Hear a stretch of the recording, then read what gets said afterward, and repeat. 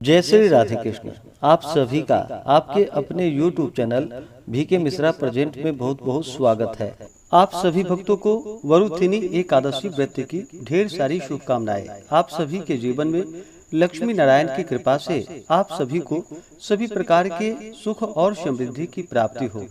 प्रत्येक माह के कृष्ण पक्ष और शुक्ल पक्ष की एकादशी तिथि के दिन एकादशी का व्रत धारण किया जाता है। एकादशी का व्रत जो कि भगवान विष्णु को, भगवान श्री कृष्ण को अति प्रिय होता है। जो भी भक्त सच्ची श्रद्धा के साथ, नियम और निष्ठा के साथ एकादशी का व्रत धारण करते हैं, इस दौरान भगवान विष्णु, माता लक्ष्मी, भगवान श्री कृष्ण का पूजन करते हैं, कथा श्रवण करते हैं, व्रत में नियमों का पालन करते हैं, तो यह सभी प्रकार के पापों को नष्ट करने वाली है। जब व्यक्ति के पाप और ताप नष्ट होते हैं, तभी उनके पुण्यों का उदय हो पाता है।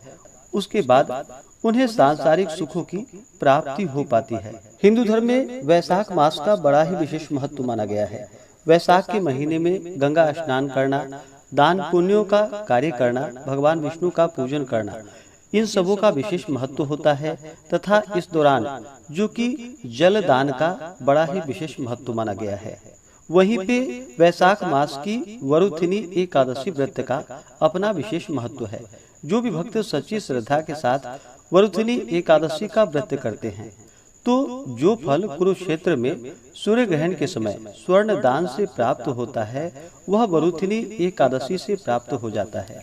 इस व्रत को करने से हजारों गोदान का पुण्य फल प्राप्त होता है। श्रद्धा और भक्ति के साथ इस वरुथिनी एकादशी व्रत करने वाले के समस्त मनोरथ पूर्ण होते हैं और वह इस लोक में रहकर सुख और ऐश्वर्यों का भोग करता है और अंत काल में स्वर्ग सुख को पाता है। गजदान महान पुण्य को देने वाला और पाप एवं संताप का नाश करने वाला है। अश्वदान भी पुण्यप्रद है, मगर गजदान के समान नहीं। पर भूमिदान का पुण्य अत्यंत ही महान है। उसकी तुलना में अश्वदान और गजदान एकदम तुच्छ है। भूमिदान से भी अधिक पुण्य फल तिल दान में है और तिल दान से अधिक स्वर्ण दान में है और स्वर्ण दान से भी अधिक पुण्य अन्न दान में है और अन्न दान महान और अक्षय फलों को देने वाला है। इसके समान पुण्य संचय करने वाला अन्य कोई दान नहीं। यद्यपि भूमि ही माता स्वरूप है, यही सब पदार्थों को उत्पन्न कर जगत का पालन करती है और यह देवता, दैत्य, यक्ष, गंधर्व एवं मनुष्यों को पालने वाली है।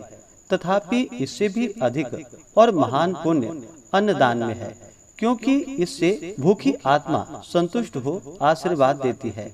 यह दान यद्यपि पृथ्वी पर सर्वोपरि है, तथापि कन्यादान इससे भी अधिक पुण्यप्रद और मनोरथों को पूर्ण करने वाला है।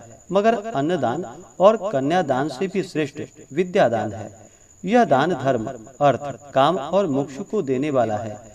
वैशाख मास के कृष्ण पक्ष की वरुथिनी नाम की एकादशी का व्रत करने वाले को ये सभी पुण्य फल अनायास ही प्राप्त हो जाते हैं।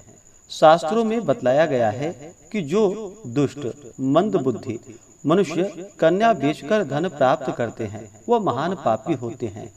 वह अनेक जन्म जन्मांतरों तक नरक में वास कर अंत में विडाल योनि में जन्म पाते हैं। इसके विपरीत जो कोई कन्या को वस्त्र एवं अलंकारों से संयुक्त कर श्रद्धा पूर्वक दान देते हैं, उनके पुण्य फल का वर्णन शेष, शारदा और भगवान शंकर भी नहीं कर सकते।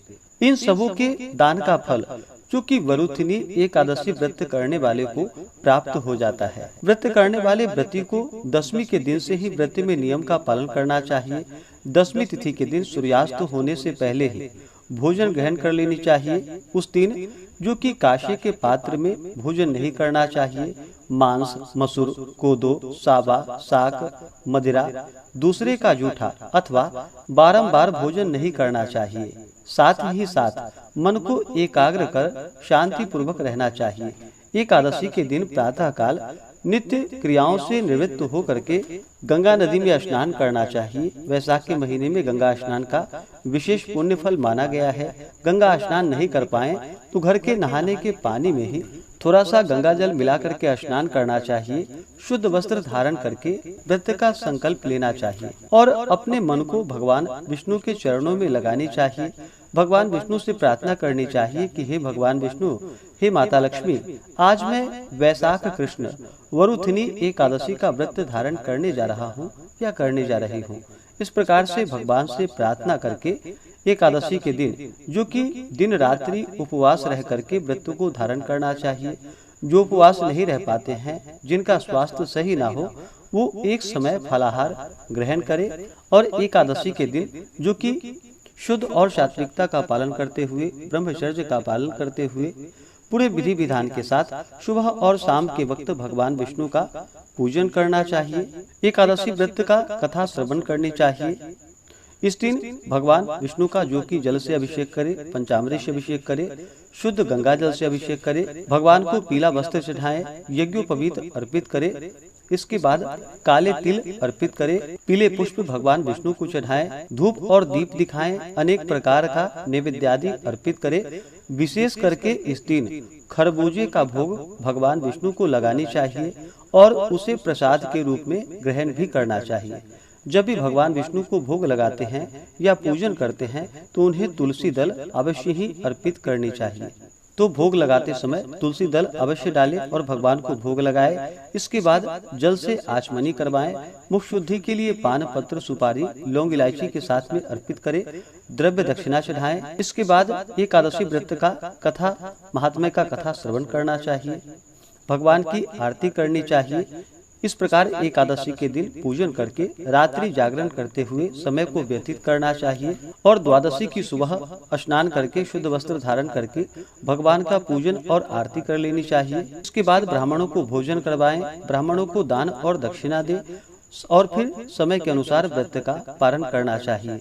पारण के लिए समय ज्यादा ना मिल पाए तो ब्राह्मणों के निमित्त अन्न वस्त्र जो भी हो निकाल करके रख दे और व्रत का पारण कर ले। उसके बाद आप मंदिरों में जाकर के या किसी भी ब्राह्मण को अन्न वस्त्र आदि जो भी बन सके उन्हें प्रदान करें। इस प्रकार से व्रत को धारण करने से अनेकों प्रकार के पाप नष्ट हो जाते हैं तथा हजारों गोदान का पुण्य फल प्राप्त होता है। एकादशी तिथि प्रारंभ समय जो कि 3 मई 2024 दिन शुक्रवार रात्रि 11:26 और एकादशी तिथि की जो समाप्ति है वह 4 मई 2024 दिन शनिवार रात्रि 8:40 पे एकादशी तिथि की समाप्ति है। तो हमें शुद्ध रूप से एकादशी व्रत के लिए जो समय प्राप्त हो रहा है वह समय सभी 4 मई 2024 दिन शनिवार को व्रत को धारण करेंगे। एकादशी व्रत में दशमी के दिन से ही नियमों का पालन करना चाहिए। तो 3 मई को दशमी दिन के नियम का पालन करें। 4 मई को एकादशी का व्रत धारण करें और फिर 5 मई को इस व्रत का पारण किया जाएगा। एकादशी व्रत का जो पारण किया जाता है वह पारण हरिवासर समाप्त होने के बाद करना चाहिए। हरिवासर का समय द्वादशी तिथि का पहला चौथाई हिस्सा हरिवासर का होता है। तो इस बार द्वादशी तिथि की जो समाप्ति है वह 5 मई 2024 दिन रविवार को शाम 5:43 पे द्वादशी तिथि की समाप्ति है। तो पारण का समय 5 मई रविवार के दिन सुबह 5:37 से सुबह 8:17 तक व्रत का पारण किया जाएगा। वरुथिनी एकादशी व्रत का पारण जो कि कुशोदकेन पारणम यानी कि कुशा के जल से इस व्रत का पारण किया जाएगा। यह संभव ना हो पाए तो आप तुलसी दल, जल या फल से व्रत का पारण करें। इस बार रविवार के दिन व्रत का पारण है तो रविवार के दिन जो कि तुलसी पत्र नहीं तोड़नी चाहिए और एकादशी तिथि के दिन भी तुलसी पत्र ना तोड़े। हाँ, अगर आपके पास भगवान शालिग्राम आपने रखा हो पूजन के लिए तभी आप एकादशी के दिन भी तुलसी पत्र तोड़ सकते हैं अथवा एकादशी के दिन तुलसी पत्र नहीं तोड़नी चाहिए। आप पूजन के लिए जो कि पहले से ही तुलसी पत्र तोड़ करके रख सकते हैं और उसका 7 दिनों तक पूजन में प्रयोग कर सकते हैं।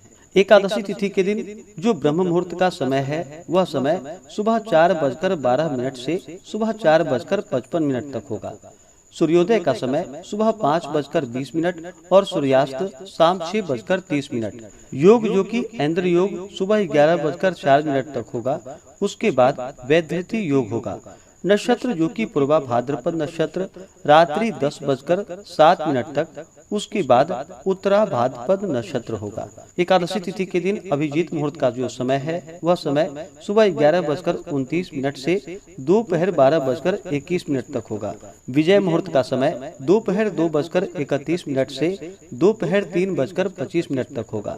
गोधूली मुहूर्त का समय शाम 6:57 से शाम 7:18 तक होगा।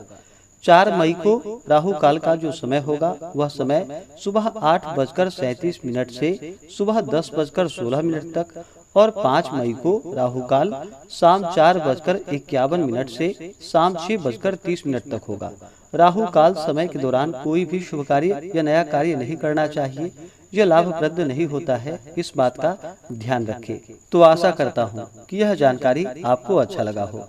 ऐसे ही ज्ञानवर्धक जानकारियाँ प्राप्त करते रहने के लिए, व्रत पूजा के बारे में जानने के लिए, कथा को सुनने के लिए चैनल पे अगर आप पहली बार आए हैं तो चैनल को लाल बटन दबा करके सब्सक्राइब करें। साथ में बेल आइकन घंटी को दबाएं ताकि आने वाली वीडियो का नोटिफिकेशन आपको समय से मिलता रहे।